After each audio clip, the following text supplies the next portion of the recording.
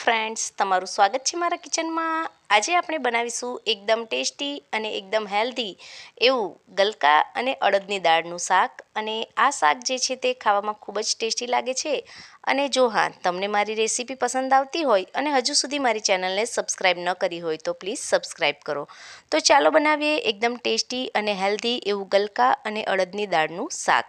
તો તેના માટે સૌપ્રથમ મેં અહીં મુઠ્ઠી જેટલી અડદની દાળને અડધો કલાક પહેલાં પલાળી દીધી છે અને ગલકા અને એક ટામેટું જે છે તે સુધારી લીધા છે।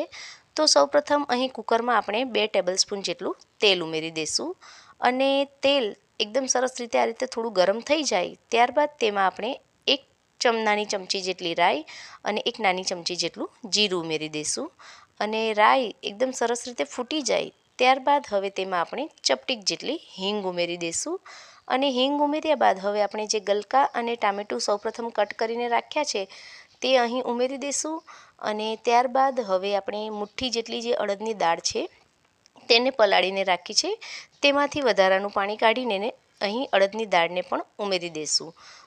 તો આ રીતે પલાળેલી અડદની દાળ ઉમેર્યા બાદ હવે તેમાં આપણે સિમ્પલ એવા મસાલા જ કરવાના છે, એટલે કે સાદા મસાલાઓથી જ શાક જે છે તે ખૂબ જ ટેસ્ટી બનશે।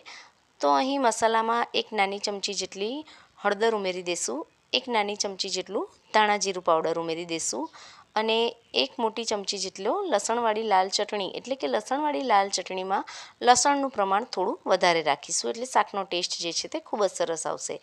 આ રીતે લસણવાળી લાલ ચટણી ઉમેર્યા બાદ હવે તેમાં આપણે અડધી ચમચી જેટલું મીઠું ઉમેરી દઈશું અને મીઠું ઉમેર્યા બાદ હવે બધા મસાલાઓને શાક સાથે આપણે એકદમ સરસ રીતે મિક્સ કરી દઈશું।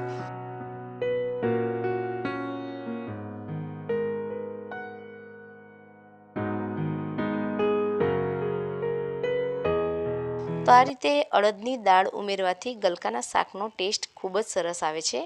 તો આ રીતે બધા મસાલાઓ એકદમ સરસ રીતે મિક્સ થઈ જાય ત્યારબાદ હવે પાણી જે છે તે આપણે જે રીતે લચકાવાળું શાક બનાવવું હોય તે રીતે પાણી જે છે તે ઉમેરીશું। તો અહીં હું શાકમાં અડધો ગ્લાસ જેટલું પાણી ઉમેરીને તેને આ રીતે આપણે કુકર બંધ કરીને 4 થી 5 જેટલી સીટી જે છે તે પડવા દઈશું। તો અહીં અડધો ગ્લાસ જેટલું પાણી ઉમેરવાથી શાક જે છે તે એકદમ સરસ એવું લચકાદાર બનશે।